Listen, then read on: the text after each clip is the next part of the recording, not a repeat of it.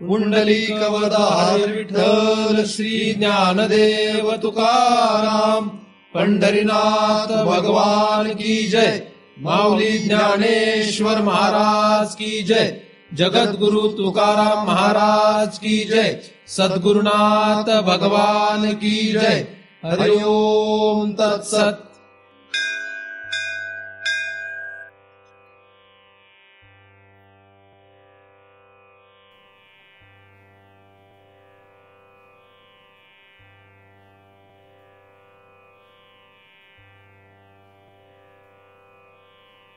ध्यान मूलम गुरुमूर्ती, पूजा मूलम गुरुपदम, मंत्र मूलम गुरुर्वाक्यम,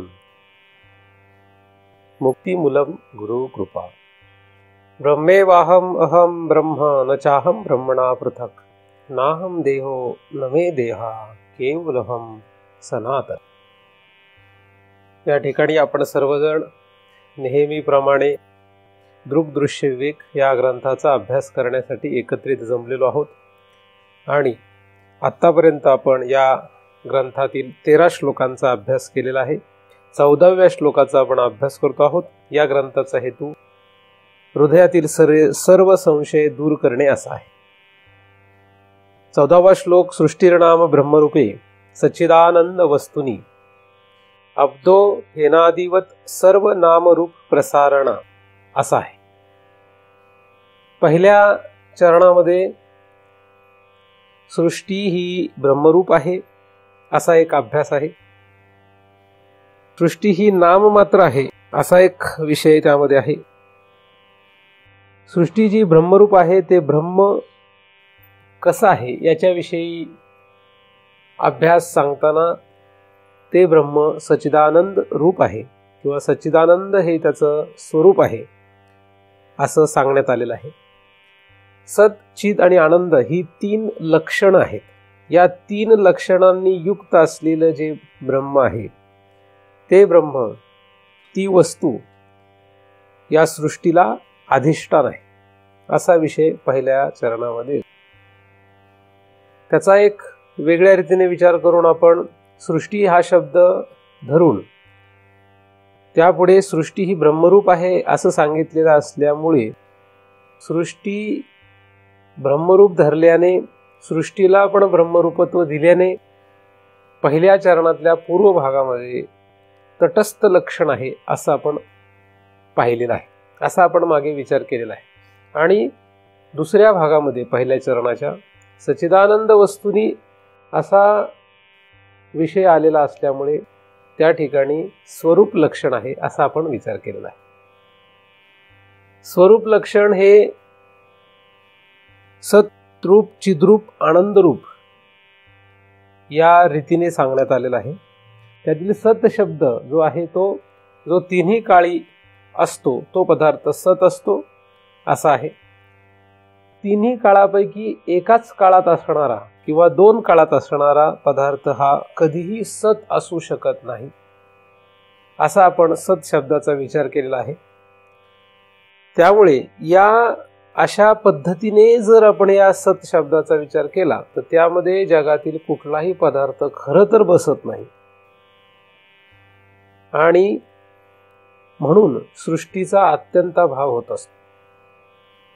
चिद या शब्दामध्ये चिद्रूपता किंवा बोध असा अर्थ आहे किंवा प्रकाश असा अर्थ आहे। जड या शब्दाच्या विरुद्ध हा चिद शब्द आहे। स्वतःला कुठल्याही प्रकारची जाणीव नसणं, चेतना नसणं हे लक्षण ज्या पदार्थामध्ये आढळतं त्या पदार्थाला जड असं म्हणतात। ब्रह्म हा जो पदार्थ आहे, ब्रह्म ही जी वस्तू आहे ही वस्तू चेतना रहित नाही। जाणीव, चेतना, प्रकाश देणं, प्रकाशन करणं हे सगळे या वस्तूचे अंगीभूत गुण आहेत आणि म्हणून या ठिकाणी चिद हा शब्द ब्रह्माला वापरण्यात आलेला आहे। ब्रह्माव्यतिरिक्त खरं तर कोणामध्येच हा गुण नाही किंवा हे लक्षण नाही। आनंद हा शब्द दुःख या शब्दाच्या विरुद्ध येतो. दुःखाच्या विरुद्ध असलेलं सुख, त्या सुखालाच आपण या ठिकाणी आनंद शब्दाने पाहतो आहोत. दुःख ज्या ठिकाणी तीळ मात्र राहणार नाही किंवा ज्या ठिकाणी दुःखाचं बीज सुद्धा नाही, असं जे काही असेल त्याला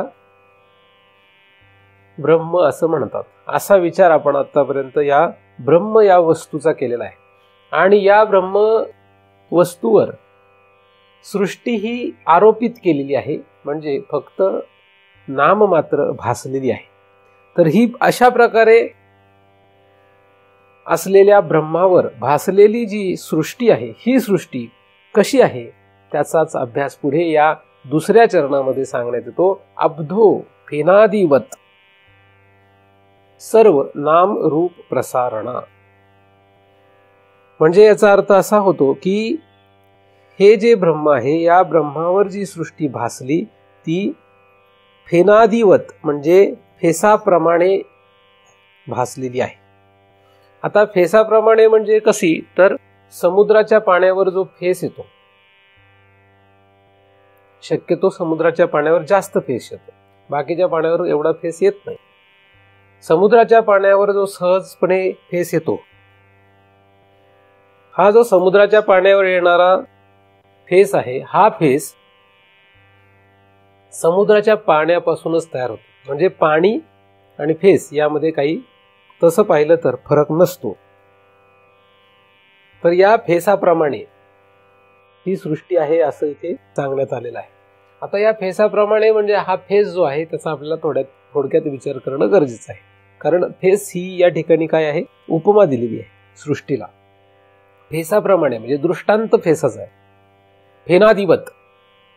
आता फेस म्हणजे काय, पुढच्या भागामध्ये नामरूप प्रसारणा असे शब्द पण आले आहेत. तो सिद्धांत आहे. पहिल्या भागामध्ये, दुसऱ्या चरणाच्या पहिल्या भागामध्ये दृष्टांत आहे आणि दुसऱ्या भागामध्ये सिद्धांत आहे. पहिल्या भागामध्ये जो फेस शब्द येतो, हा फेस समुद्राशी संबंधित आहे. समुद्र. आता हा समुद्रावर जो फेस येतो तो येतो कसा, काय येतो, जेव्हा लाटा तयार होतात तेव्हा फेस येतो. विनाकारण शक्यतो फेस येत नाही. फेस यायला कारण असतात प्रमुख लाटा. तर ह्या ज्या लाटा आहेत, ह्या लाटा जेव्हा येतात त्या लाटांना कारण असतो वारा. म्हणजे वाऱ्यामुळे जेव्हा लाटा येतात तेव्हा त्या लाटांमुळे फेस तयार होत असतो. आणि हा फेस जो आहे तो खरं तर पाण्यापासूनच तयार होतो. आता हा जर फेस आपण हातात घेतला तर हातामध्ये पाणी येत नाही. फेस झालाय तयार कोणापासून, पाण्यापासून. त्याला वाऱ्याचं जरी साह्य असलं लाटा निर्माण करण्यासाठी, तरी सुद्धा अशी वेगळी काहीतरी सामग्री त्यासाठी वापरलेली नाही. म्हणजे त्याच्यामध्ये डिटर्जंट पावडर टाकली आणि मग फेस तयार झाला असं नाहीये. आपण जे घरी पाणी वापरतो त्या पाण्यामध्ये आपण डिटर्जंट पावडर टाकतो आणि त्यापासून फेस तयार करतो. पण तशा प्रकारचा हा फेस नाहीये. इथे पाण्यावर कोणी डिटर्जंट पावडर टाकली नाही, लाटा आल्या त्या लाटापासून फेस तयार झाला. आता हा जो फेस तयार झाला याला कारण लाटा आहे, म्हणजे सामग्री जी आहे ती पाणीच आहे. म्हणजे पाण्याव्यतिरिक्त तिथे दुसरी कुठलीही सामग्री दिसत नाही, कुठलीच नाही. कारण दिसतंय काय, लाटा. लाटाला कारण दिसतंय वारा. म्हणजे वारा, लाटा ही जरी कारण असली तरी सुद्धा प्रमुख कारण, उपादान कारण जे आहे ते पाणीच आहे फेस या कार्याला. आता हा जो फेस आहे हा हातात घेतल्यानंतर पाणी हातात येत नाही. हा फेस जर आपण पिलो तर आपली तहान भागणार नाही. एखादा किती फेस पित राहिला तर त्याची तहान भागेल काय. म्हणजे पाणी पिल्याचा आनंद त्याला फेस पिल्यानंतर खरं तर मिळू शकत नाही. पाणी पिल्यानंतर जी तहान भागते, पोट भरेल, तसं फेस पिल्याने कधीच होणार नाही. पाण्यावर आलेला फेस, मग तो समुद्रातला असू दे कुठलाच असू दे, पण पाण्यामुळे निर्माण झालेला फेस पिल्याने कधी, पाणी पिल्याने जे कार्य होतं, म्हणजे पाणी पिल्याने जो आनंद होतो, पाणी पिल्यानंतर जी तहान भागते, ती कधीही फेस पिल्यानंतर भागू शकत नाही. फेसामध्ये कधीही पाणी नसतं, पण पाण्यातून फेस तयार होत असतो. फेसात पाणी नाही, पण फेस हा पाण्यातूनच तयार झालेला आहे. आता हा फेस जर पुढे परत माघारी लाटांमध्ये गेला तर तो पुन्हा आपोआपच पाण्याशी एकरूप होतो. तो जर काठाला लागला तर तो पाण्याशी एकरूप होत नाही, तो असा तरंगत राहतो फेस. म्हणून काठाला, समुद्राच्या काठाला काही भागामध्ये खूप फेस तयार होतो, तो पाण्याशी एकरूप होत नाही. पण तो फेस जर पुन्हा लाटांसोबत माघारी गेला काही भाग, काही अंतर, तर तो त्या ठिकाणी पाण्याशी एकरूप होणार. म्हणजे काही फेस जो आहे तो टिकून राहतो काठाला आणि काही पाण्याशी पुन्हा एकरूप होतो. जर पाण्या मागे लाटांसोबत गेला, तर पाण्यात जर गेला तर तो लाटांसोबत मागे जातो आणि पाण्याशी एकरूप होतो. अशा रीतीने फेस हा पाण्यातून तयार होतो, पाण्यापासून तयार होतो. पाण्याशिवाय त्याला दुसरं काही कारण नाहीये. पाणी हेच त्याचं प्रमुख कारण आहे, उपादान कारण आहे. आणि पाण्यापासून निर्माण झालेल्या या फेसापासून तहान भागत नाही, किंवा ह्या फेसाला आपण हातात जरी घेतलं तर त्यापासून आपल्याला हातामध्ये कधीही पाणी मिळत नाही. किंवा त्या फेसापासून जर आंघोळ करायची ठरवली, फेसात जर आंघोळ करायची ठरवली तर काही उपयोग नाही. आंघोळ करण्यासाठी पाणीच घ्यावं लागेल, फेसाने काही आंघोळ करता येणार नाही. हे जसं आहे, या दृष्टांताप्रमाणे आपल्याला सृष्टीचा विचार करायचा आहे.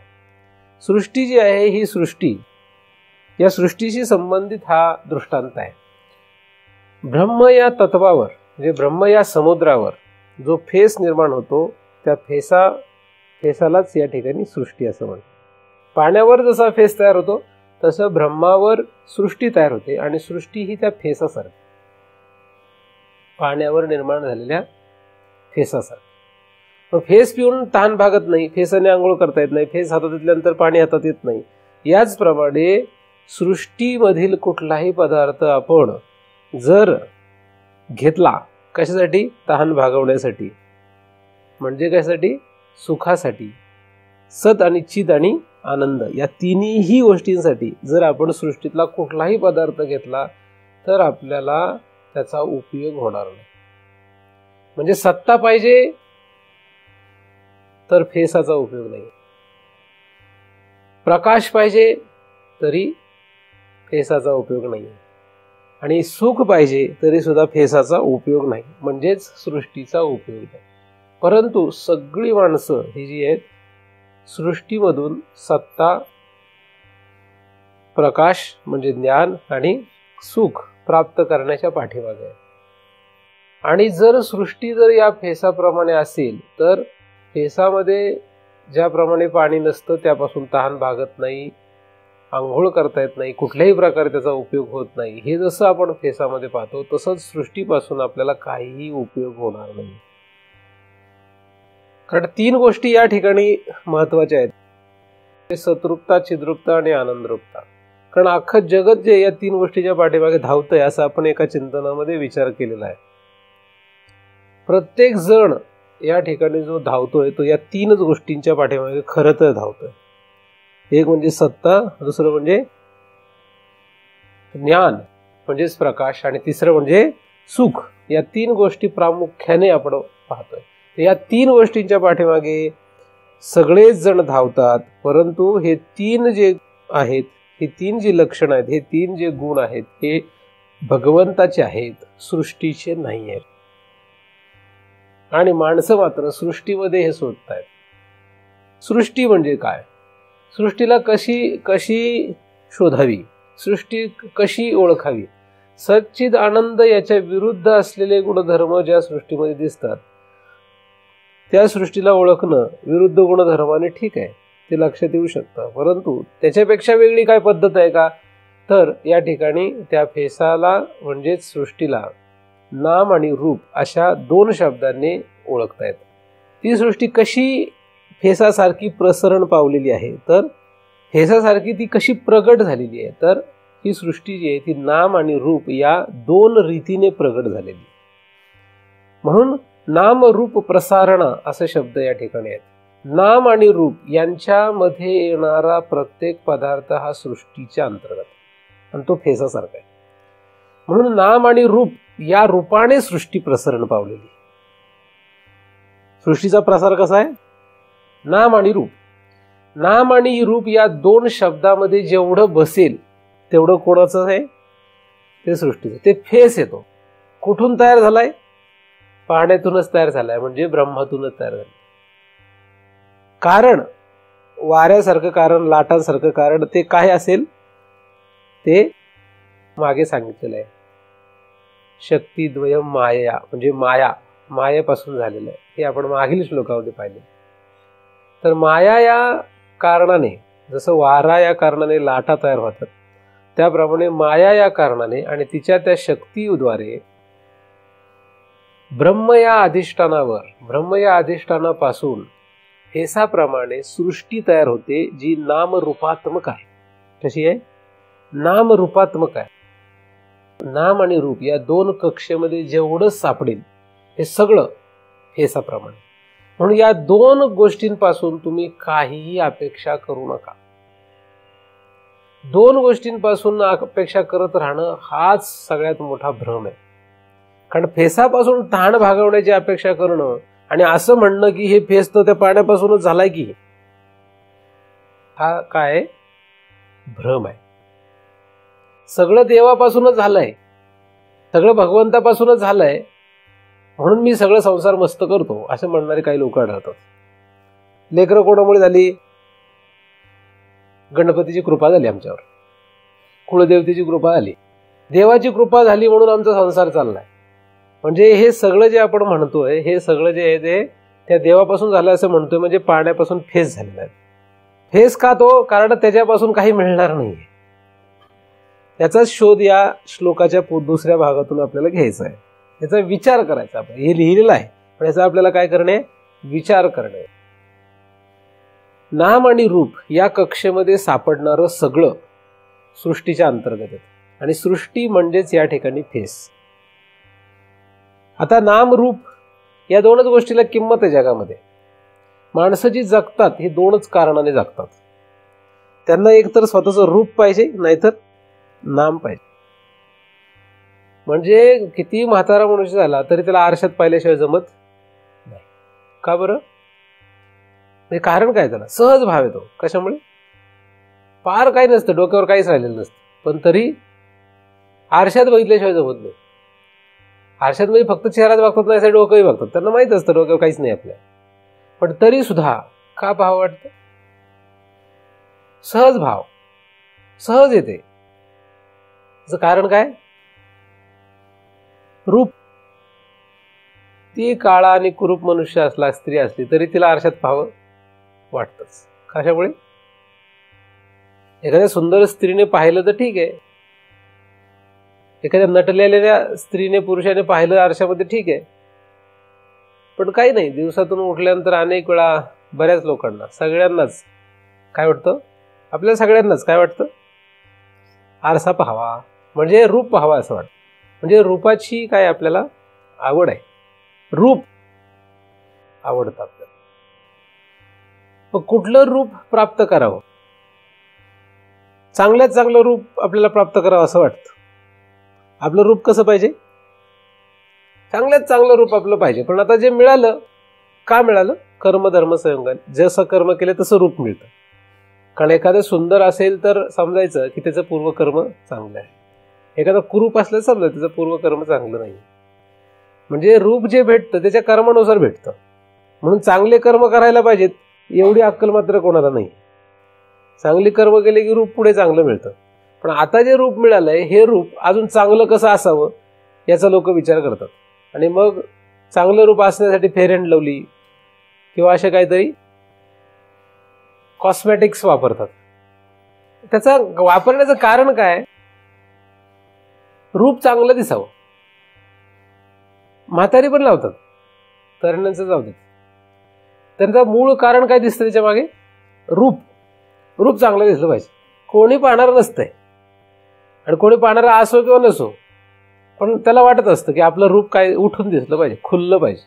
म्हणजे आपलं रूप चांगलं असावं, आपलं रूप चांगलं दिसावं हे सगळ्यांना वाटतं. रूप हा जो विषय आतमध्ये बसलेला आहे तो इतका पक्का आहे की त्या रूप या शब्दापासून बाहेर जाऊ शकत नाही. आता जे काही कर्म करणार आपण, जे काही कर्म करणार त्याप्रमाणे पुढे रूप तयार होतं. त्याप्रमाणे स्थूल शरीर मिळणार, तसं रूप मिळतं. झाडाचं एक स्वतःचं रूप आहे, माणसाचं एक स्वतःचं रूप आहे, कुत्र्याचं एक स्वतःचं रूप आहे, गाई म्हैस बैल किडा मकोडा ह्या सगळ्यांचं, देवादी गंधर्व यक्ष किन्नर या सगळ्यांना रूप आहे. प्रत्येक जण आपापल्या रूपाला भाळलेला आहे. परंतु तेवढ्या एका जन्मापुरतं त्याला ते रूप आहे. ते रूप गेलं की दुसरं रूप मिळणार आहे. हे रूप किती दिवसाचं आहे, आणि जे रूप मिळालंय ते सुद्धा काळाच्या ओघामध्ये जर्जरतेकडे नेणार आहे. म्हणजे ते रूप काय होणार आहे, जर्जर होणार. अधिक हे शरीर सोडले की मनुष्याचं शरीर जरी एखाद्याला आवडत असलं तरी सुद्धा पुढे मनुष्याचं रूप मिळेल असं नाहीये. दुसरं रूप मिळणार आहे, मग तिसरं, मग चौथं, असं वेगवेगळ्या प्रकारचे रूप मिळणार. आणि प्रत्येक रूप जे आहे हे धारण केल्यानंतर त्या जीवाला ते रूप सोडावं वाटत नाही. रूप जे आहे या रूपाला कोणाला सोडण्याची इच्छा नाही आहे. रूप जे आहे ह्या रूपावरच नाव जे असतं ते आरोपलेलं आहे. नाम, रूप या शब्दावर, रूप या पदार्थावर, पदार्थाच्या रूप या भागावरच नाम आरोपलेलं आहे, नाम आधारलेलं आहे. माणूस जर जन्माला आला तर त्याला नाम कशाचं देणार, माणसाचंच देणार आहे. ब्राह्मण घरात असेल म्हणजे ब्राह्मणाचं रूप असेल तर नाव ब्राह्मणाचं असणार. क्षत्रियाचं जर रूप असेल म्हणजे क्षत्रिय कुटुंबात जन्मला तर त्याचं रूप क्षत्रियाचं आहे, त्यामुळे त्याला क्षत्रियाचं नाम मिळणार आहे. कुत्र्याचं रूप धारण केलं तर कुत्र्याचं नाम मिळेल. झाडा झुडपांचं जर रूप धारण केलं तर तशी नाम मिळेल. वेली लता यांचं जर रूप धारण केलं तर त्याप्रमाणे नाम मिळेल. म्हणजे प्रत्येक नाम जे आहे हे त्या रूपावर आधारलेलं आहे. रूप जसं तसं नाम, जसं रूप तसं नाम. आता काही काही पदार्थ हे स्थूल रूपवान आहेत, लोकांना एवढंच रूप लक्षात येतं. काही पदार्थ सूक्ष्म रूपवान पण आहेत. जसं मन आहे, मन या अवयवाला खरं पाहिलं तर रूप काहीच नाही असं वाटतं, पण मनाला सुद्धा स्वतःचं एक रूप आहे. रूप कसं आहे, मनाचं रूप जे आहे ते स्वप्रत्यक्ष आहे. खरं तर रूप नाही पण आणि आहे पण, अशी त्या मध्यस्थिती आहे त्याची. व्यापक जेव्हा पदार्थ होतो तेव्हा त्याचं रूप लक्षात येत नाही. समुद्र एकदम अथांग असल्यामुळे समुद्राचं रूप केवढं आहे आणि कसं हे लक्षात येत. वारा सुद्धा व्यापक असल्यामुळे वाऱ्याचं रूप लक्षात येत नाही.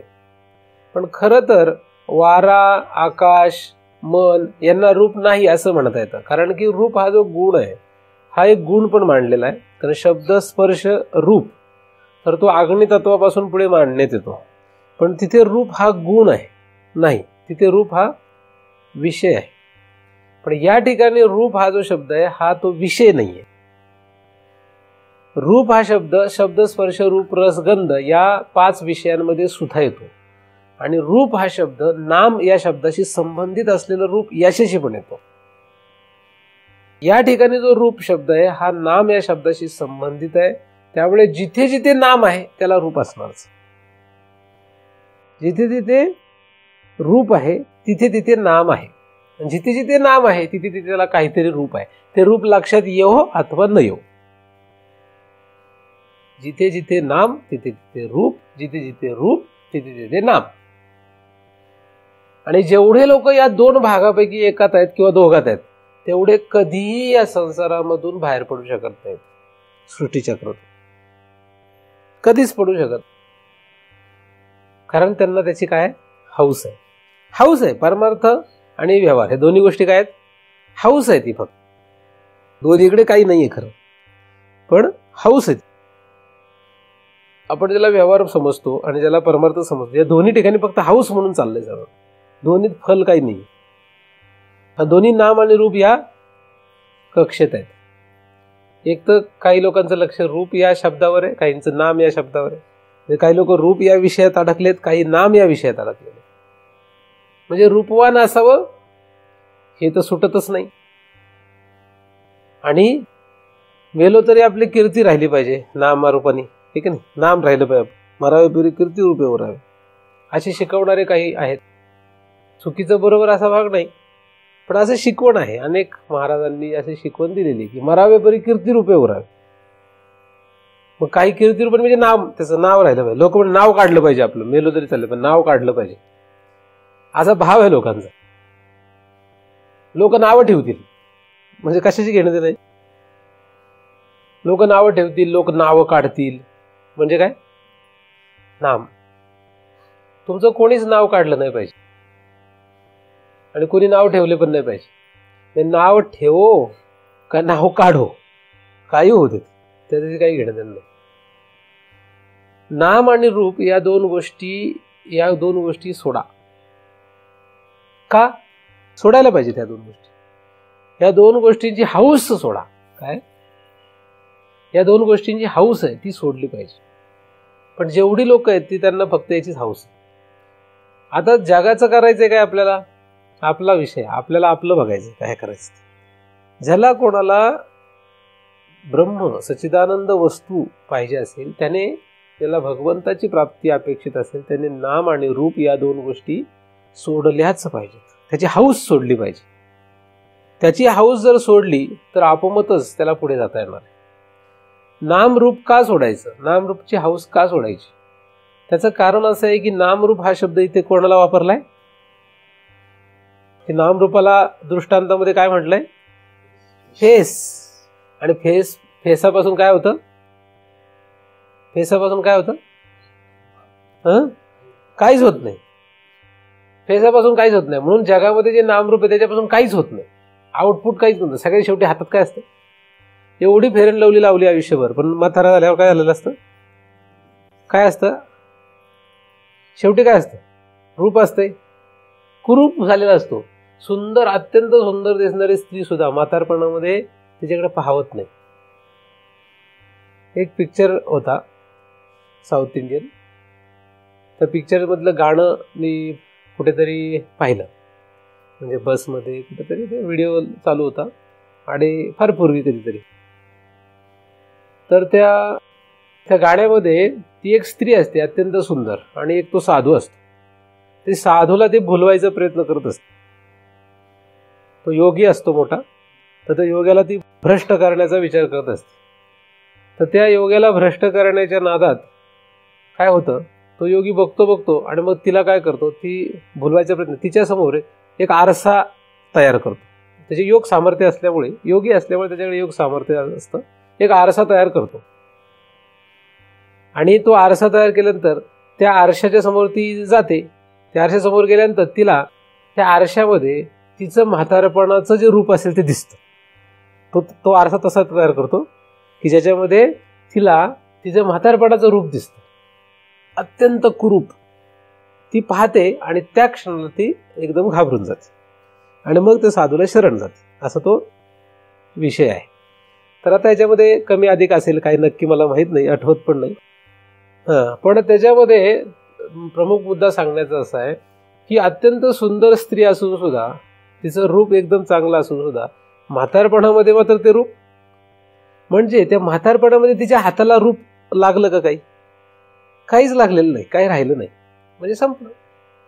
म्हणजे ज्या रूप या शब्दाशी आपण एवढे गुंतून पडलो आहे, ते रूप शेवटी काहीच नाही, हाताला काहीच नाही. काही लोक स्वतःचं नाव हवं म्हणून इतकी झटतात. पंढरपूरच्या मंदिरामध्ये, त्या मंदिराला सोन्याचा पत्रा लावणारे आणि सोन्याचं नाही, चांदीचा पत्रा लावणारा एक व्यक्ती आहे. त्यांचं स्वतःचं चांदीचं दुकान, सोन्या चांदीचं दुकान आहे वाटतं. त्या माणसाचा लेख पेपरला आला होता.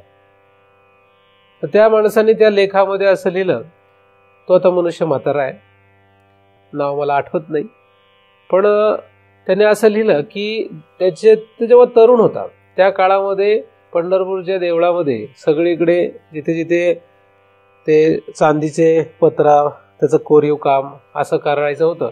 तर त्याने ते सगळं करून दिलं, पण त्याने आवर्जून सांगितलं की सगळीकडे माझं नाव त्याच्यावर टाकायचं, माझं किंवा त्याच्या आईचं, वडिलांचं, काहीतरी असं. फार हट्टाने, त्याचा फार हट्टाचा, नाही आमचं नाव पाहिजे तिथे, नाव आलंच पाहिजे आमचं, आम्ही केलंय ते. आणि तो म्हातारा झाला माणूस. तर त्या लेखामध्ये त्यांनी लिहिलंय की आता मला लक्षात येत आहे की ते नाव टाकायची गरजच नाही काही. कशासाठी ते नाव टाकायचं तिथे? तर काही काळ काय होत असतं, नाम काय असतं, नामाशी फार फार फार म्हणजे फार ओढ असते. आपलं नाव हवं असं वाटत असतं. म्हणजे पत्रिकेत नाम जर आपलं नाव नसेल तर काय होत असतं, काय होतं, काही नाही होत, फार वाईट वाटतं. पत्रिकेत जर नाव टाकलं नाही तर इतकं वाईट वाटतं ते पत्रिकेत नाव नाही टाकल्यावर कळतं. तिथपर्यंत काय वाटत नाही. म्हणजे ज्या लोकांनी आपलं पत्रिकेत नाव टाकावं असं आपल्याला वाटत असतं, त्यांनी जर आपल्याला पत्रिकेत नाव टाकलं नाही तर नाव न टाकण्याचा दुःख जे आहे ते त्यावेळेसच लक्षात येतं. ज्या लोकांनी आपलं पत्रिकेत नाव टाकावं असं आपल्याला वाटत असतं, त्यांनी जर नाव टाकलं तर आपल्याला काही वाटत नाही, विशेष काहीच वाटत नाही, ठीक आहे टाकलं. पण नाही टाकलं तर मग लक्षात येतं. म्हणजे आपल्याला त्या नावाशी किती ओढ आहे, त्याच्याविषयी किती आपल्याला गुंतवणूक आहे, किती गुंतून पडलं त्याच्यामध्ये हे लक्षात येतं. फार भयानक गोष्ट आहे. आपलं नाव असलं पाहिजे.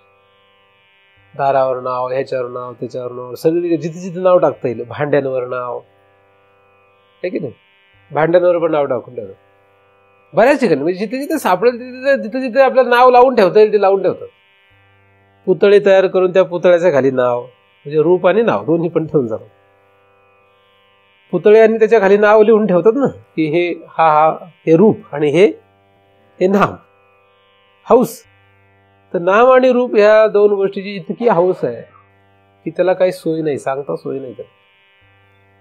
आणि या दोन गोष्टी हाताला काहीच राहत नाही. आपण जरी आपला मरेपर्यंत आपलं नाव झालं, समजा झालं, खूप नाव असेल एखादं, मरेपर्यंत नाव झालं, मेल्यानंतर काही काळानंतर ते नाव लोक विसरून जातात, लक्षात पण नाही राहत कोण होता. किती आपल्यासारखे किती आले आणि किती गेले. म्हणजे किडामुंगी सारखे माणसं आली मेलीत गेलीत निघून, आपल्याला माहित पण नाही. नुसते एका गावातले माणसाचा जरी शोध घेतला आजोबा पंजोबांच्या काळातला तर काही आपल्याला माहित नाही, लक्ष नाही, त्यांचं रूपही राहिलं नाही, त्यांचे फोटो कधीच नदीला गेले. फोटो सुद्धा आधी ती गेली लोक, मग काही दिवस घरात लटकून राहिले फोटो रूपाने, आणि मग पुढे नवीन घर झाल्यानंतर पावसाच्या पुरामध्ये पाण्यात वाहून गेली ते रूप.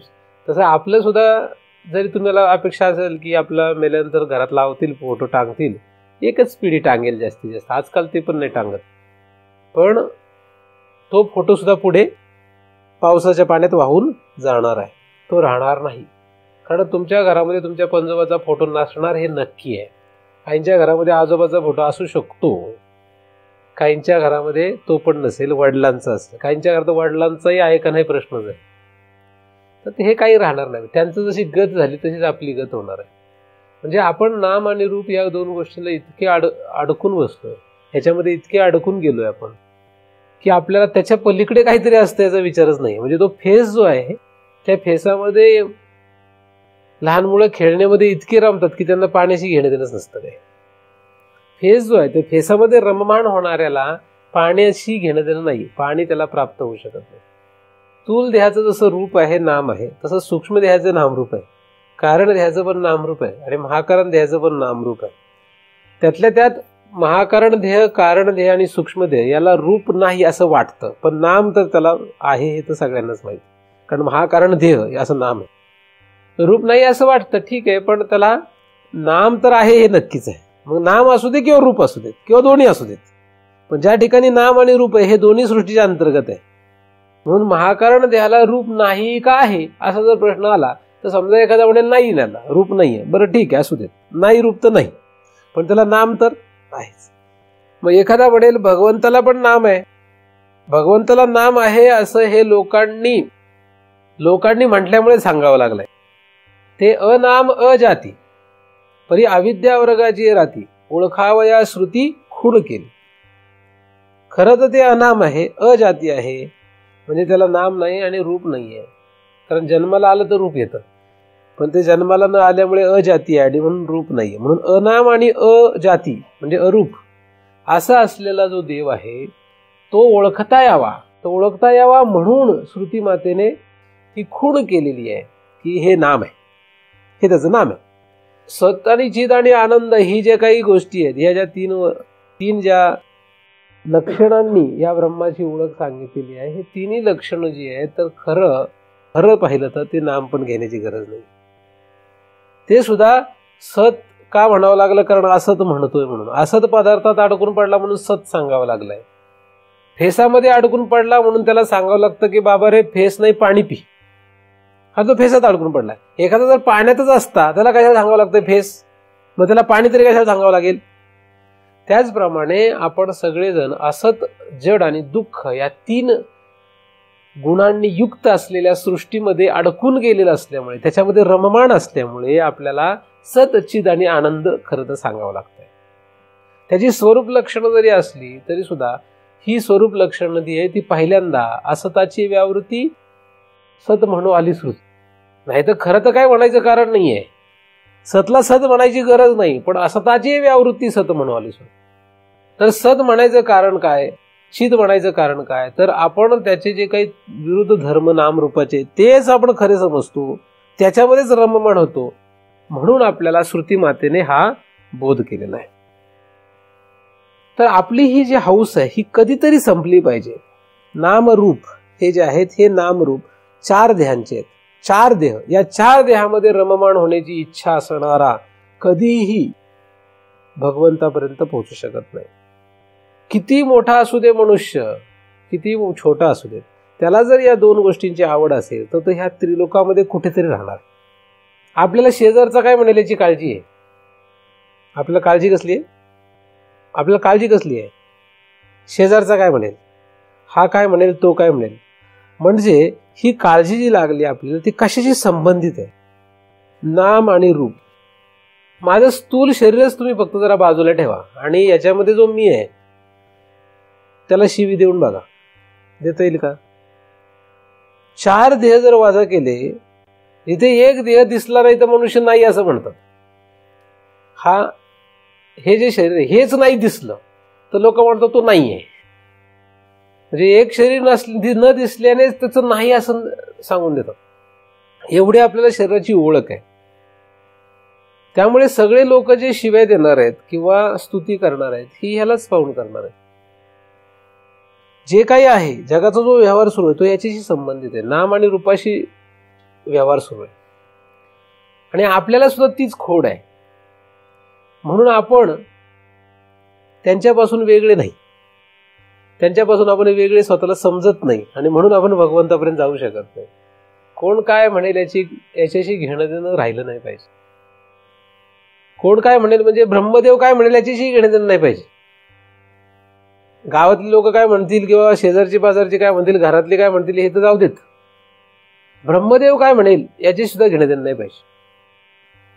भगवंत काय म्हणेल याच्याशी घेणं देणं पाहिजे. भगवंता व्यतिरिक्त कुठल्याही पदार्थाशी घेणं देणं नको. आणि भगवंता व्यतिरिक्त सगळे पदार्थ नाम आणि रूप या कक्षेत आहेत. नाम आणि रूप या कक्षेत आलेत तर ते फेसासारखे आलेत. कसे आलेत?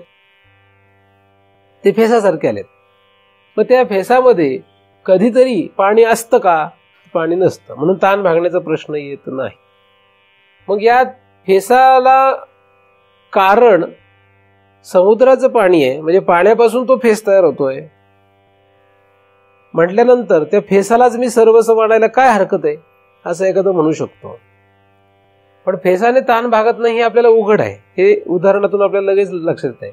म्हणून मी म्हणून प्रपंची बुडी दिदली कृत निश्चयाची, त्याने चंद्रासाठी जेवी जळीची प्रतिमा धरली तैसा कृत निश्चय वाया गेला जो कोणी एक कांजी प्याला. कांजी म्हणजे फेस. कांजी म्हणजे काय असते? भात शिजवतो ना तुम्ही, भाताचे कांजी पिलेत का नाही कधी? कांजी म्हणजे काय असते? फेस. आणि कांजी पिल्यानंतर काही होत नसतं. त्या कांजीमध्ये तो फेस असतो, तो फेस फक्त प्या, काही उपयोग नाही. त्या कांजीमध्ये थोडंसं तरी भाताचं ते द्रव पदार्थ असतो, म्हणजे पाणी असतं, म्हणून ती तहान भागते. नाही तर कांजी पिल्याने काहीच होत नसतं. कांजी पिल्यानंतर अमृत पिलो असं जर म्हणाल तर अजूनच परिस्थिती खराब. म्हणून कांजी पिऊन अमृताचा परिणाम पाहू नये. जैसा कोणी एक कांजी प्याला मग परिणाम पाहू गेला अमृताचा, असं होऊ शकत नाही. फेस पिल्याने तहान भागत नाही. त्याचप्रमाणे भगवंत या अधिष्ठानावर, ब्रह्म या अधिष्ठानावर नाम आणि रूपाने युक्त असलेलं जे जगत आहे, या जगतापासून कधीही आपण भगवत प्राप्तीची इच्छा करू नये. पण अनेक साधू संतांनी, अनेक महाराजांनी नाम आणि रूप यांच्याशी संबंधित परमार्थ सांगितलेला आहे. आणि हीच सगळ्यात मोठी गुंडी किंवा फसवणूक आहे. त्यांनी असं का केलं असा मोठा प्रश्नच आहे. आता ते त्यांना विचारा, तुम्ही जाऊ नाही का, त्यांना विचारा ना. मग त्यांनी असं का, ज्यांनी लिहिलं त्यांना विचारा. रूपाचे अभंग लिहिले त्यांनी ना, मग त्यांना विचारा ना, ज्यांनी रूपाचे अभंग लिहिले त्यांनीच नंतर काय लिहिलंय? रूप नाही त्यासी ठेविले नाम. त्यांनी आधी रूपाचे सुंदर ते ध्यान उभे विटेवरी असं म्हटलंय आणि पुढे जाऊन तेच म्हणतात. मग त्यांचं जर मानायचंच आहे, तुम्ही फारच त्यांचे भक्त आहे असं दाखवताय, आम्ही फार तुकोबाचे मोठे भक्त आहोत असं तुम्ही म्हणताय, मग त्यांचं एकच बोलणं काय ऐकता? नंतर ते असं म्हणतात की रूप नाही त्यासी ठेविले नाम, लटिका हा श्रम वाढविला, सांभाळी सांभाळी आपली ही माया, वावगाची आम्हा भयाभीत केले. माया या वाऱ्याने, माया या शक्तीने, म्हणजे माया या वाऱ्याने लाटा निर्माण होऊन त्याच्यातून फेस तयार होतो.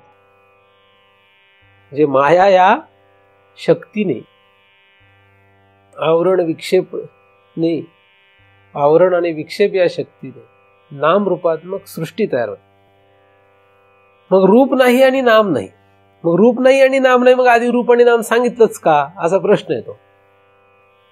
हा प्रश्न अवघड आहे, परंतु रूप आणि नाम हे खरे नाहीत, ते फेसाप्रमाणे आहेत, हे आपल्याला परमार्थामध्ये ओळखलं पाहिजे.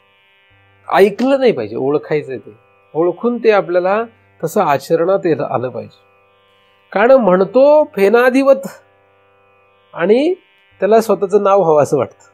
नाम आणि रूप या विषयाशी त्याला घेणं देणं आहे, आणि ते पण सत्यत्वाने, म्हणजे फसला. सत्यत्वाने त्याला वाटतं, मिथ्यत्वाने वाटत असतं तर नळी गोष्ट आहे. म्हणजे बाधित अनुवृत्तीने झाला व्यवहार तर ठीक आहे.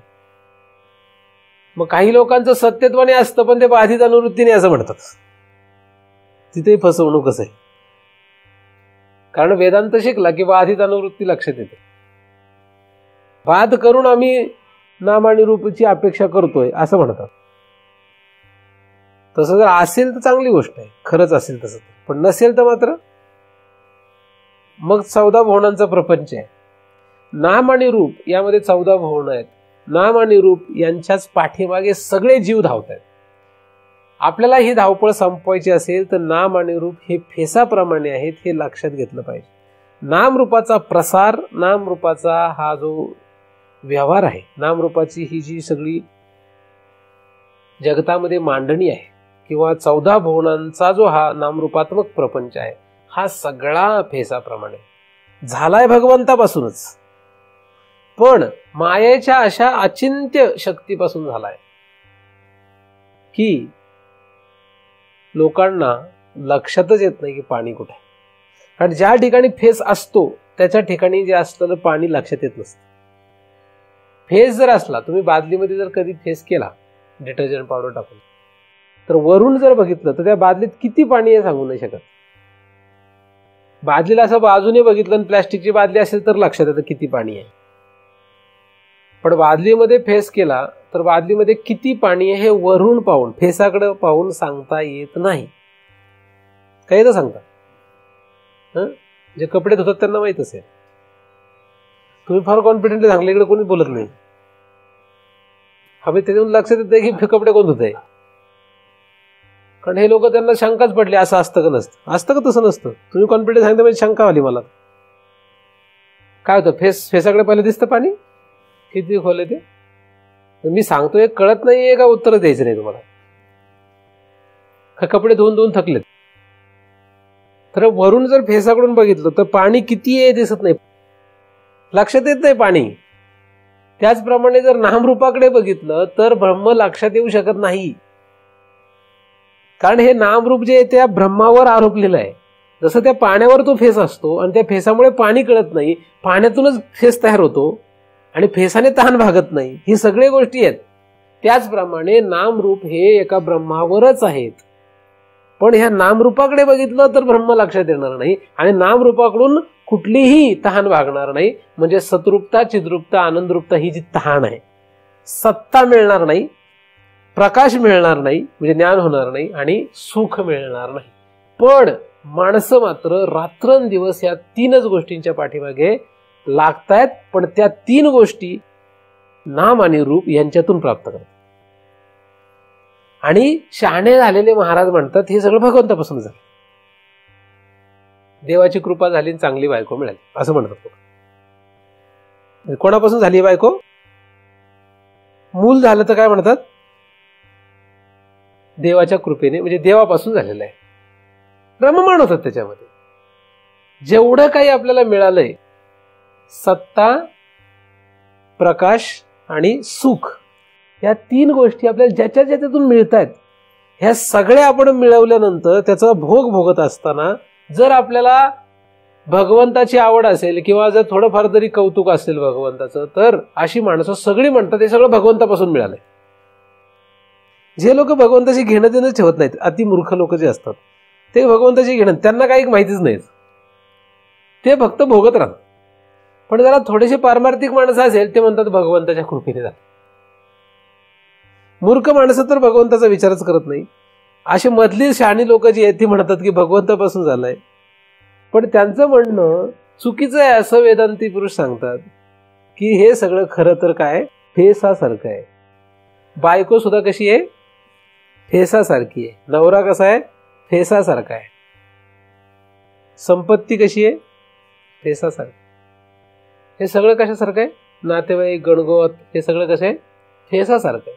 त्यांच्यामधून आपल्याला सत्ता, सुख आणि प्रकाश हे मिळू शकत नाही. पण मिळाल्यासारखे वाटतात ते थोड्या काळापुरते असतात. फेस पिल्यानंतर तहान भागल्यासारखे वाटलं तरी तो भ्रम असतो. तसं यांच्यापासून सुख मिळतंय हा भ्रम असतो. आणि म्हणून जगातला कुठलाही पदार्थ ज्याचं आपल्याला कौतुक असतं, कुठलाही पदार्थ असू दे, कुठलाही, किती उत्कृष्ट असू देत, जगातला कुठलाही पदार्थ आपण एकदा प्राप्त करत नाही तिथपर्यंतच कौतुक असते.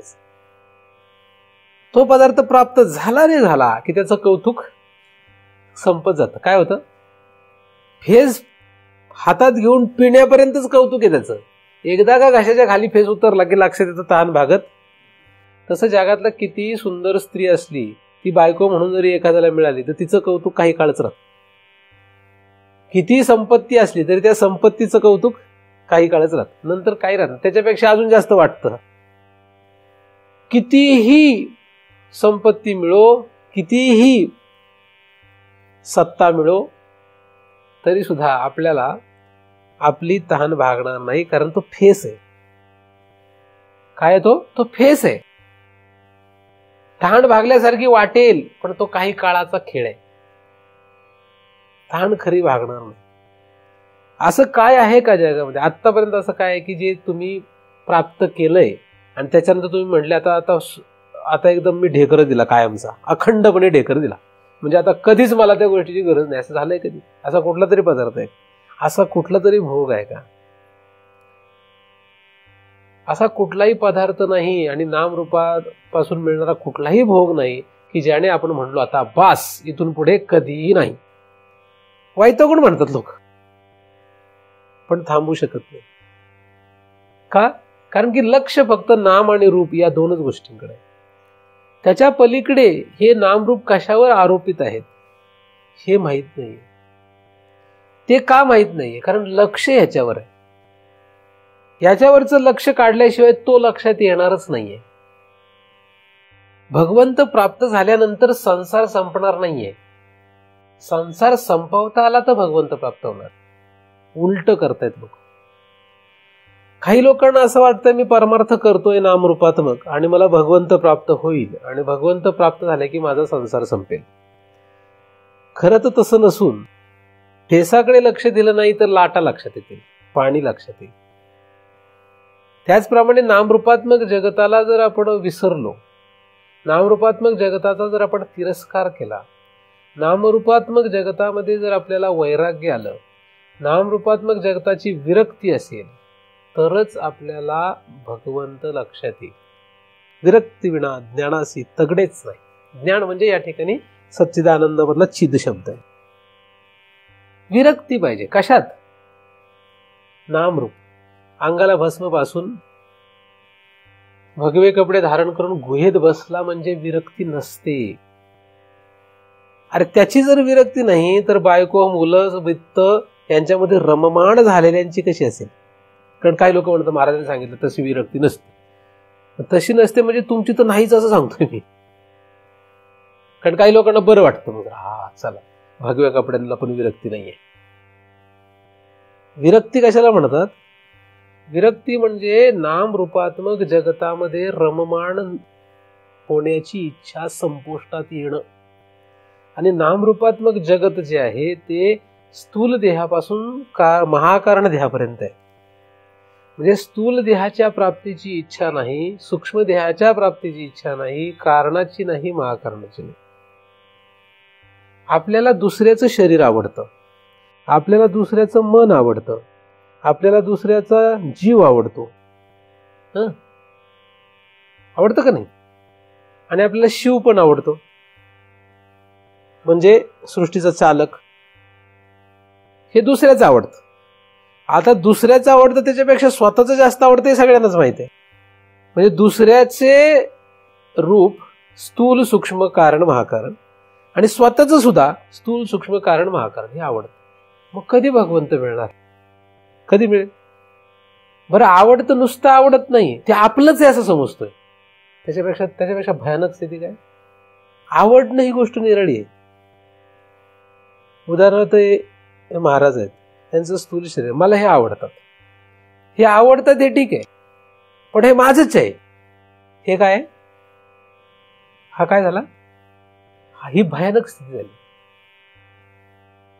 हे घर आहे, ही संपत्ती आहे, ही आवडते ठीक आहे, ठीक नाहीये खरं, वाईटच आहे ते, पण एक वेळ ठीक आहे, पण ही माझीच आहे, माझंच आहे असं समज. मग तुम्ही म्हणाला मग आम्ही काय दान करू काय? तेवढी बुद्धी कुठे येणार आहे आपल्याला? भगवंत पाहिजे पण फेस सोडायचं नाही, पाणी पाहिजे पण फेस सोडायचं नाही. विरक्ती नाही म्हणत त्याला. ही संपत्ती कोणाची? कोणाची आहे? आवडते, पण कोणाची आहे? आवडते अधिक माझीच. हा नवरा कोणाचा आहे? आवडतो ठीक आहे, ही बायको आवडते ठीक आहे, पण तेवढं थांबतोय, माझीच आहे. यमदूत आल्यावर संपत्ती, वित्त, नवरा, बायको, मुलं बाळ ही माझीच म्हणायची? म्हणता येत नाही ते. तेव्हा तुम्ही म्हणा अथवा नका म्हणू, ते आपोआपच जाईल. पण खरं काय? हे आवडणं मुळातच चुकीचं आहे. त्याला माझंच म्हणणं त्याच्यापेक्षा भयानक आहे. माझं समजणं हे माझं आहे सगळं. बरं नाही ऐकलं तर माझं काय जातंय?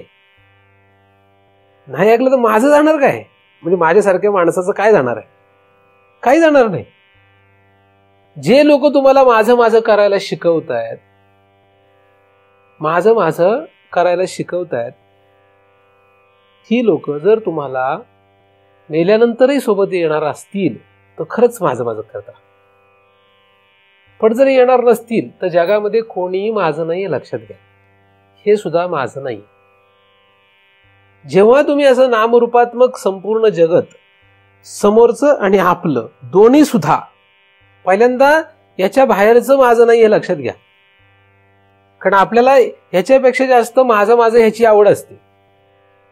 आवड असते अधिक माझंच म्हणतो. ह्या दोन गोष्टी आहेत. आवड असल्याने वाटोळ झालं, माझं म्हणण्याने डबल वाटोळ झालं. नुसतं म्हणू नका, खरंच आचरणात आणता येते का बघा. कारण भगवंत पाहिजे म्हटल्यानंतर करावं लागेल ना. अवघड आहे, हे की नाही? अवघड आहे, सोपं नाही, अवघड आहे. मृत्यूची वेळेचा विचार करा. आत्ता मेलो, मग हे सगळं ज्याला माझं म्हणतो ते काय घेऊन जाईल आपण? काय हक्क गाजवणार त्याचा? माझा हा हक्क असतो, माझा आहे, काय हक्क गाजवणार आहे? नाही ना, काहीच गाजवणार नाही. मग हे खरं आहे का खोटं आहे? नाही, पण जिथपर्यंत मी आहे तिथपर्यंत तरी हक्क गाजव. तू किती काळ राहशील?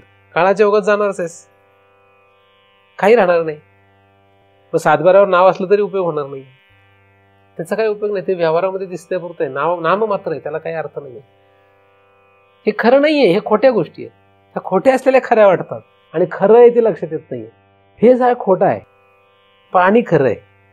पण फेसामध्ये रममाण होणं हे ज्याला आवडतं त्याला पाणी लक्षात नाही येऊ शकत. त्या पाण्याने तहान भागायची असते, पण हा फेसाने तहान भागवतो. म्हणजे भगवंत प्राप्त करण्याच्या ऐवजी नामरूपात्मक जगतामध्ये रममाण होतो. असं का झालं, कसं घडलं, याला कारण माया आहे मागे.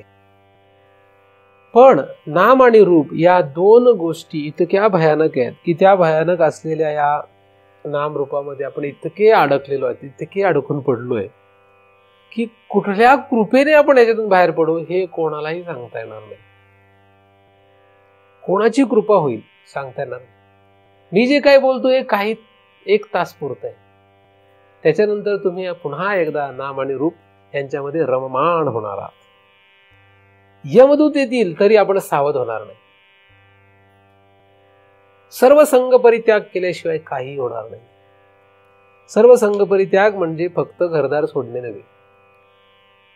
4 देहांचा संग नाही, दुसऱ्याच्या देहाशी आपल्याला काहीही घेणं देणं नाही. आपला आणि त्या पदार्थांचा काहीही संबंध नाही, हे सगळ्यात पहिल्यांदा लक्षात घेतलं पाहिजे. आणि दुसरं, ते माझं म्हणणं सोडलं पाहिजे. माझे याची जर तयारी असेल तर वेदांतात राहा, नाही तर सरळ आपलं घोंगडं उचला आणि बाकी धर्मशास्त्र किंवा अनेक मार्ग आपल्याला पडलेले आहेत तिकडे रममाण व्हा. काही आवश्यकता नाही की तुम्ही वेदांतच करायला पाहिजे. तुम्ही म्हणजे जगातलं कोणी वेदांतामध्ये येण्याचा कोणालाही आग्रह नसतो, हट्ट नसतो, पण वेदांतानेच फक्त भगवंताची प्राप्ती होते. बाकी कुठल्याही रीतीने भगवंत प्राप्त होऊच शकत नाही असं उपनिषदांमध्ये गुप्तपणे उघड केलेलं आहे. कुठेही ते लपून ठेवलेलं नाही, पण कसं गुप्तपणे ते सगळं उघड आहे. तर नाम आणि रूप या 2 गोष्टी म्हणजे फेस, आणि फेसापासून तहान भागवायची नाही हा संकेत आहे. नाम आणि रूप काय आहे? फेस आहे. मग फेसापासून तहान भागवायची नाही, आणि फेसामध्ये पाणी नसतं पण फेस तयार होतो. तसं स्थूल देह, सूक्ष्म देह, कारण देह, महाकारण देह हे सगळे त्या एका भगवंतापासूनच तयार झालेत. हे सगळंच भगवंतापासून तयार झालेलं आहे. बायको पण भगवंतापासून तयार झाली म्हणतो, ठीक आहे. तिचं स्थूल शरीर, सूक्ष्म शरीर, कारण शरीर, महाकारण शरीर, संततीचं स्थूल शरीर, सूक्ष्म शरीर, कारण शरीर, महाकारण शरीर, जगातल्या सगळ्या पदार्थांचे स्थूल, सूक्ष्म, कारण, महाकारण शरीर हे भगवंतापासूनच तयार झालेत. हे बरोबरच आहे. पण तुला याच्यामध्ये तहान भागवण्याची जी इच्छा आहे ती भ्रम नाही, तो भ्रम आहे. कारण ते फेसासारखेच असं नामरूप प्रसारण या शब्दातून दिसतं. हे सगळं जे आहे ते काय फेसाप्रमाणे आहे. स्थूल, सूक्ष्म आणि कारण शरीराचा त्याग केल्याने, स्थूल, सूक्ष्म, कारण शरीराचा आपण जर त्याग केला, त्याच्यावर विरक्ती आणली, तर आपल्याला ब्रह्मदेव हे पद मिळण्याचा सुद्धा अधिकार आहे. पण ते महाकारण शरीर सुद्धा त्यागण्याची तयारी पाहिजे. कारण महाकारण शरीरावर जो जातो तो ब्रह्मदेव या पदाचा अधिकारी आहे.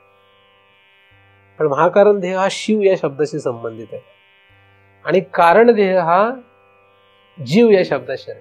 जो स्थूल आणि सूक्ष्म शरीरापर्यंत जाऊ शकतो त्याला जीव पण पुन्हा आहेच, पण त्यालाही जर त्याच्याही पुढे तो गेला, महाकारण शरीरापर्यंत गेला, तर त्याला ब्रह्मपदाचा सुद्धा अधिकार आहे. पण ब्रह्मपद म्हणजे महाकारण शरीर सुद्धा नामरूप या कक्षेतच आहे. म्हणून ब्रह्मादिक जेथे दुःखाची शिराणी असं म्हणतात. तिथपर्यंत म्हणजे तिथपासून इथपर्यंत कुठलाही पदार्थ असू देत, तो आपल्याला खरं तर फेसाप्रमाणे आहे हे लक्षात घेतलं पाहिजे. नामरूप मग काय, हळूहळू याच्यातून आपण, ही कशी आहे की आपली आंतरिक अवस्था आहे. हे काही एकदमच असं करायला पाहिजे कोणी, असं काही हट्ट नाही.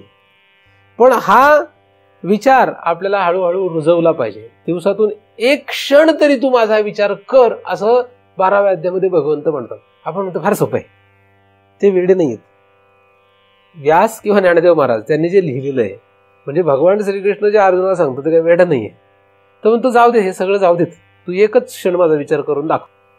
लोकांना वाटतं फार सोपं आहे, मी 1 तास ज्ञानेश्वरी वाचतो, परमार्थ करतो 1 तास. तसं नाही सांगितलेलं तिथे. काय सांगितलंय? 1 क्षण तरी तू माझी आठवण कर. चल, तेवढं केलं तरी चालतंय. निमिषभर म्हणजे काहीतरी गडबड आहे तिथे. पण लोक असं समजतात आम्ही तर किती वेळा आठवण करतो. तर कोणाची आठवण करतात? नामरूप. आणि नामरूप हे फेसाप्रमाणे. तुम्ही एक क्षण काय तू अखंडपणे ना तू करत राहे, आणि लोक म्हणतात अखंड नामस्मरण. तू अखंड नामस्मरण कर आणि रूपाचे गुण गात राहा, तुला काही मिळणार नाही. कारण तुकोबाने पुढे सांगून ठेवलंय की त्याच्यामध्ये खरं तर मायेचा भाग येतो. त्याने लिहून ठेवलं कशाचं कारण येते. कारण काय दिलं त्याला? माया. माया हे कारण दिलेलं आहे. रूप आणि नाम याला माया हे कारण दिलंय. आणि माया म्हणजे फसवणूक आहे.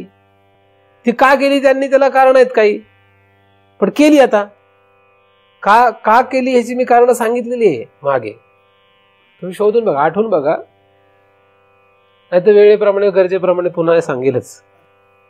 का फसवणूक केली ती त्याची कारण आहेत. असू देत, प्रमुख कारण वेगळं आहे. तुम्ही म्हणता ते कारण आहे, पण प्रमुख कारण वेगळी आहेत त्याची. ते असू देत, त्याचा आता सध्या विचार नाही आपल्याला.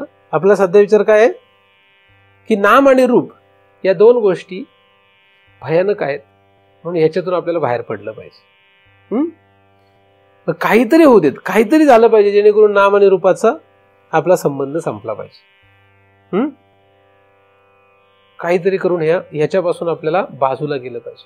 ह्याच्यातून बाजूला जाण्यासाठी, हा असा अधिकार येण्यासाठी आपल्याला जे काही गरजेचं साधन असेल, म्हणजे ते शास्त्र असू देत किंवा सद्गुरू असू देत किंवा अजून दुसरं काही जे काही साधन असेल, ते साधन आपल्याला अवलंबता आलं पाहिजे.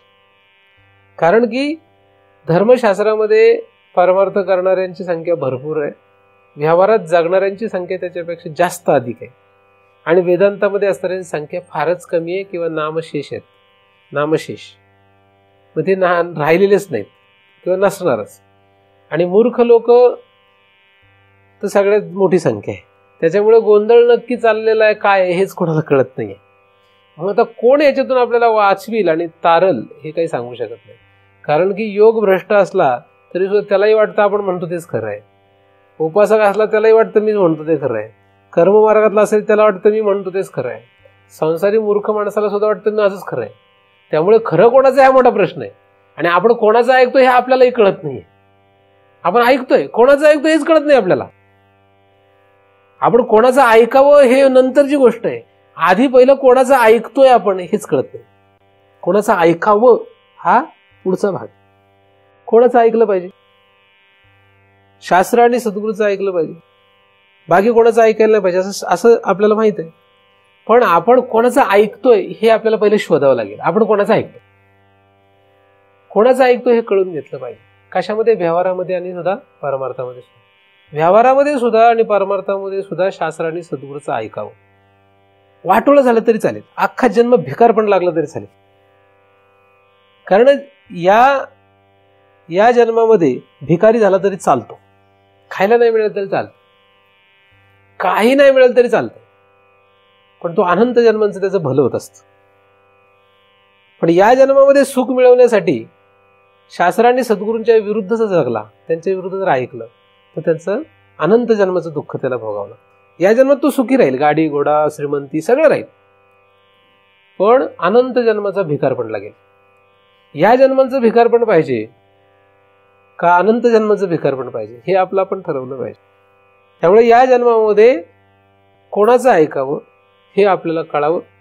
या जन्मामध्ये कोणाचं ऐकल्याने भलं होणार हे आपल्याला कळावं. काय केल्याने भलं होणार आहे हे आपल्याला कळत नाही. कशात भलं आहे हे आपल्याला जर कळत असतं तर आपण सिद्ध असतो, पण हे आपल्याला कळत नाही. म्हणून आपण काय करायला पाहिजे?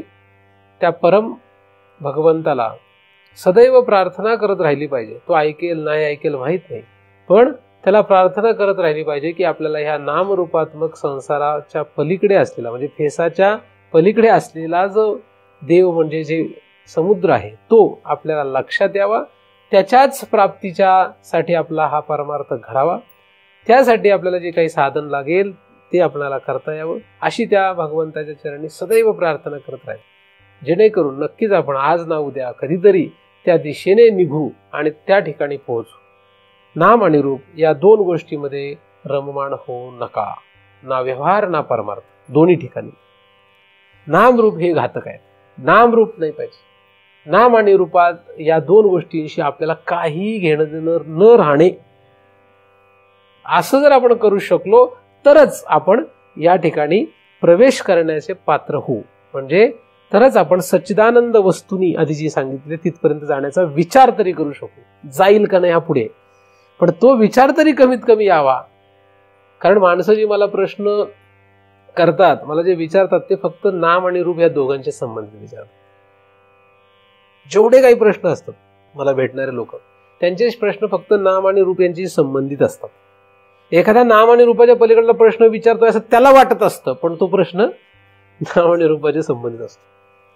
म्हणजे नाम आणि रूप याच्या पलीकडे असलेला प्रश्न विचारण्याचा अधिकार फार लांबची गोष्ट आहे, पण तो प्राप्त झाला पाहिजे.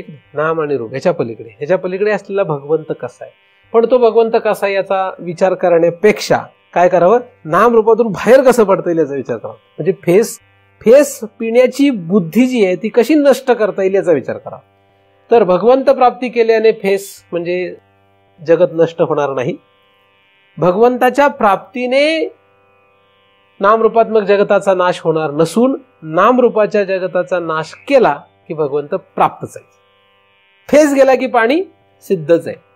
फेस गेला पाहिजे. फेस गेला की पाणी सिद्ध आहे. कंजाळ गेलं की पाणी सिद्धच आहे.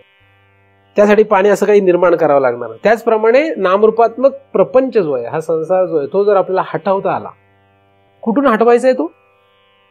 मनोपटलावरून, जीवपटलावरून, तिथून हटवायचा आहे. कारण तिथे येतो हा कुठे बसलाय, हा फेस कुठे साचलाय? मनपटलावर, बुद्धिपटलावर, चित्तपटलावर, जीवपटलावर साचलाय तो. तिथून त्याला घालवायचं आहे, बाकी कुठून घालवायचं नाही त्याला. आणि तिथून घालवता येत नसेल तर आधी स्थूल पटलावरच घालावं लागतं. म्हणजे डोळ्यावरूनच घालावा लागतो तो. कारण डोळ्याला जो पदार्थ दिसतो तो जर आपल्याला मनातून घालवता येत नसेल तर आपण काय केलं पाहिजे, जंगलात जाऊन बसलं पाहिजे. असे प्रयोग दिसतात. पण काहीही करून तो आपल्याला एका पटलावरून त्याला संपुष्टात आणता आलं पाहिजे. आणि मग हे सगळे नामरूपात्मक पदार्थ जर आपण संपुष्टात अशा प्रकारे आणू शकलो तर खाली प्रगट होणारा जो आहे तो भगवंत. असा प्रवास आपल्याला करता यावा. या प्रवासामध्ये सहजता आपल्याला प्राप्त व्हावी. कुठल्याही प्रकारचा त्रास न होता सहजतेने अलगदपणे आपण या नामरूपात्मक जगतापासून बाहेर पडावे, यासाठी परमकृपाळू भगवंताने आपणा सर्वांवर कृपा करो अशी त्यांच्या चरणी प्रार्थना करतो आणि इथेच पूर्ण विराम देतो. पुंडलीकवरदा हरी विठ्ठल श्री ज्ञानदेव तुकाराम. पंढरीनाथ भगवान की जय. माऊली ज्ञानेश्वर महाराज की जय. जगत गुरु तुकाराम महाराज की जय. सद्गुरुनाथ भगवान की जय.